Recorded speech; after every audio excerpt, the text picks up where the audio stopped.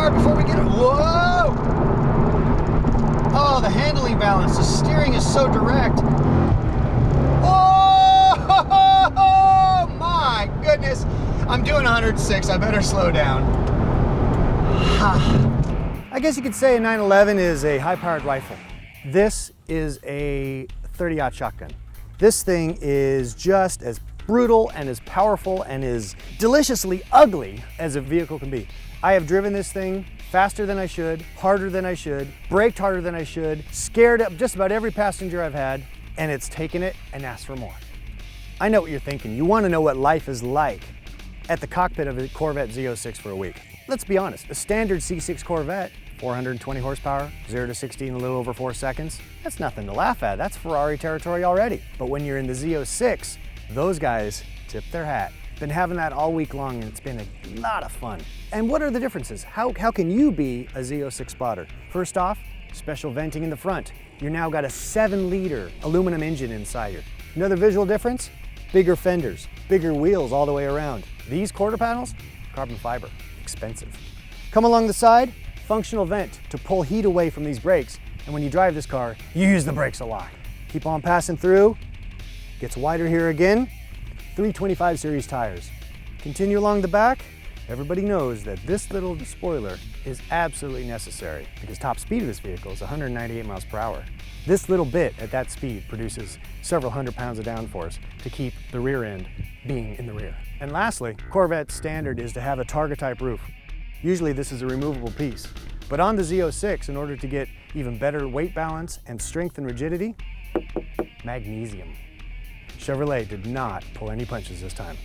So the Corvette Z06, it's all about grab you by the throat, break your neck, throttle, banging your way through the corners, scaring yourself and your passengers, and loving every minute of it. But there's another side to Corvette that, and especially in the case of the Z06, that you probably don't consider, and that's it's a pretty darn good value. I've already discussed the price, $75,000. This thing's ready to roll, ready to take on Ferraris and Porsches and Lamborghinis. That's incredible. But also is the fact that the day-to-day experience is reasonably affordable. You've got a vehicle that with 500 horsepower still averages almost 20 miles per gallon. Holds its value exceptionally well if you decide to sell this thing, and listen, for all of us, don't ever do. It's gonna hold its value. You're gonna get a good return on your investment as far as vehicles go.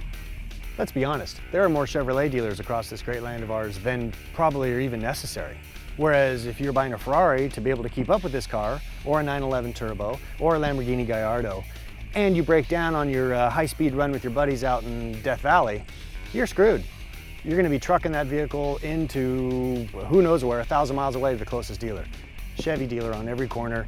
You know, Corvette's always had a little perspective or a reputation of being for the old guy who's having that, you know, that famous midlife crisis. But when you've got the Z06 under your foot, it's got nothing to do with crisis.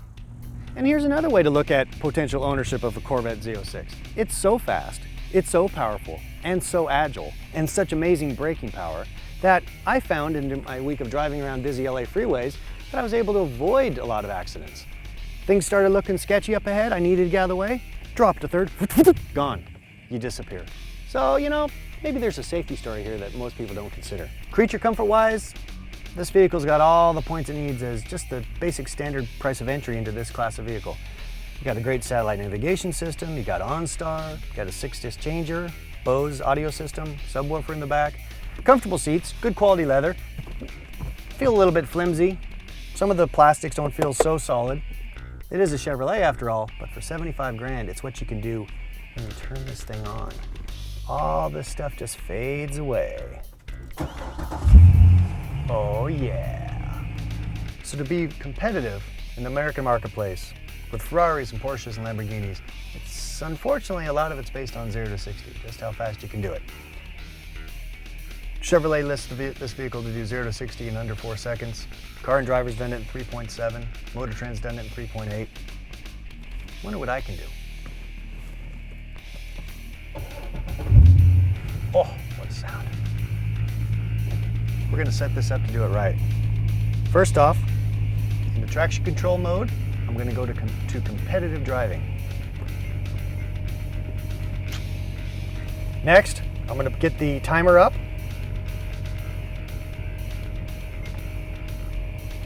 elapsed timer ready. Lastly, and probably most importantly, sunglasses, because you gotta look cool when you're doing 0 to 60 in 4 seconds. First gear is all you need, won't be shifting. All I'm doing is stabbing and steering.